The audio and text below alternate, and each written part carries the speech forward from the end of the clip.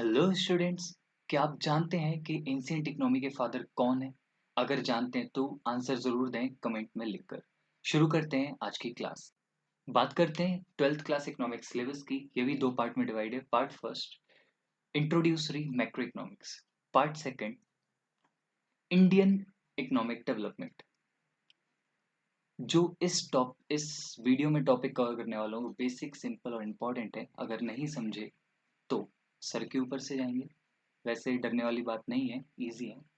Chapter first के meaning, concept of macro and micro economics, difference between macro and micro economics और scope of macro economics cover करने वाला हूँ। दोस्तों, सबसे पहले हम इकोनॉमिक्स को समझेंगे क्योंकि वो हमारा सब्जेक्ट है। इकोनॉमिक्स क्या है? इकोनॉमिक एक ऐसा सब्जेक्ट है जहां पर गुड्स एंड सर्विसेज के प्रोडक्शन, डिस्ट्रीब्यूशन और कंजप्शन की स्टडी की जाती है। इसकी दो ब्रांचेस हैं। पहला माइक्रो इकोनॉमिक्स, जहां पर individual economic unit like individual demand, individual supply etcetera इनकी स्टडी होती है। नेक्स्ट है मैक्रो इकोनॉमिक्स, जहां पर एग्रीगेट इकोनॉमिक यूनिट्स की स्टडी होती है, aggregate demand, aggregate supply etcetera. आगे बढ़ते हैं फ्रेंड्स, आगे बढ़ते हैं माइक्रो इकोनॉमिक्स और मैक्रो इकोनॉमिक्स के डिफरेंस की तरफ। पहला डिफरेंस है micro economic small individual economic units की स्टडी करता है और मैक्रो इकोनॉमिक्स लार्ज और एग्रीगेट इकोनॉमिक यूनिट्स की स्टडी करता है। माइक्रो इकोनॉमिक्स का स्कोप नैरो होता है और मैक्रो इकोनॉमिक्स का वाइडर स्कोप होता है।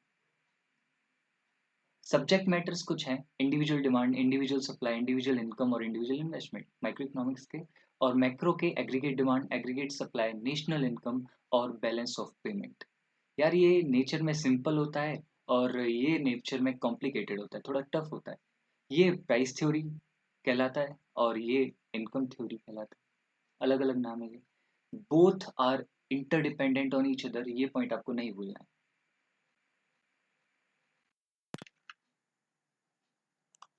आज की क्लास का लास्ट वीडियो है scope of macro economics. First point है जिसमें estimation of national income. Second point theory of employment. Third point theory of money. Fourth point government budget. And last and most important point theory of general price level, GPL जिसको हम बोलते हैं। अब समझते हैं first point से estimation of national income and related aggregates. Macro economic start he national income के concept से होता है। यहाँ पर इसके रिलेटेड एग्रीगेट्स को भी स्टडी किया जाता है, जैसे जीडीपी, एनडीपी एक्सेट्रा। ये मैं नेशनल इनकम वाले चैप्टर में आपको समझाऊंगा। नेक्स्ट पॉइंट है थ्योरी ऑफ एम्प्लॉयमेंट। इकोनॉमी में कितने लोग एम्प्लॉयड हैं, कितने लोग अनएम्प्लॉयड हैं, इसकी स्टडी मैक्रो इकोनॉमिक्स में की जाती है। स्कोप देखिए आप कितना है। नेक्स्ट पॉइंट है थ्योरी ऑफ मनी। पैसा आता कहाँ से है, पैसा जाता कहाँ पर है, स्टोर कहाँ पर होता है, कमर्शियल बैंक्स क्या होते हैं, सेंट्रल बैंक क्या होता है, ये सब हम मैक्रो इकोनॉमिक्स में स्टडी करते हैं। नेक्स्ट पॉइंट है रोल ऑफ गवर्नमेंट बजट या फिर गवर्नमेंट बजट। गवर्नमेंट बजट बनाती क्यों है, इकोनॉमी में उसका क्या रोल है, ये हम सीखते हैं मैक्रो इकोनॉमिक्स में। और लास्ट और इम्पोर्टेंट जो मैंने बोला था पॉइंट, वो ये है theory of general price level. जब जनरल प्राइस लेवल की बात की जाती है तब इन्फ्लेशनरी और डिफ्लेशनरी गैप्स की भी बात की जाती है। ये मैं आगे चल के बताने वाला हूँ क्योंकि ये सारे पॉइंट्स आगे चल के आपको चैप्टर के रूप में मिलेंगे। Finally friends, time to go. Thanks for watching.